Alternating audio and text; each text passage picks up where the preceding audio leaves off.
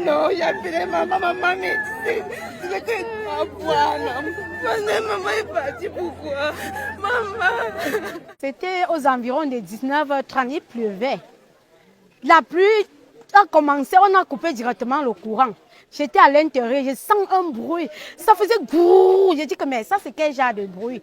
Je sors maintenant de la maison et me place devant la porte. Ça fait grrrr. Je demande aux enfants de sortir.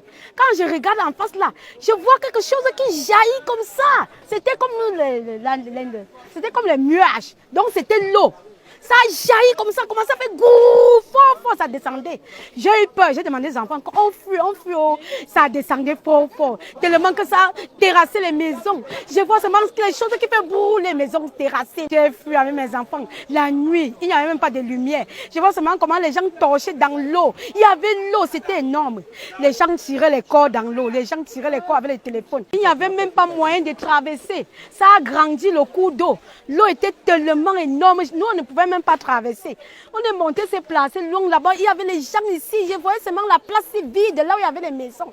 On est parti contourner par en haut là-bas pour sortir sur la grande route goudronnée là-bas. C'est par là qu'on est passé pour sortir. On était avec tout la boue, tout mouillé, trempé. Il n'y avait même pas de lumière. On retirait donc ils sont blessés. On retirait avec les téléphones. Avec le téléphone, on retirait. Maman, les gens sont morts. Mon neveu sort pour prendre l'eau de pluie dans le fût. Il fait le premier tour. Le deuxième tour, il entend un bruit comme l'avion qui tombait. Derrière lui, il me dit que c'est l'arbre. Je crois que c'est les arbres-ci. Je lui dis que quel arbre qui tombe sur la maison. Parce que moi, étant dedans, j'entends comme c'est la maison qui est en train de se verser sur nous. Je dis que quelle maison, quel arbre. Quand je veux sortir, j'entends encore un autre bruit et je le vois en train de venir. Je vois l'eau qui est déjà. Le niveau d'eau. Je vois tout donc. Le niveau d'eau. Et Tout en haut. nous, on était dedans. Jusqu'à ce que l'enfant, il veut fuir. Donc, il voulait fuir. L'eau l'a poussé. Il y a la clôture. La clôture, il s'est buté sur la clôture avec l'eau et il a attrapé le poteau pour balancer ses pieds.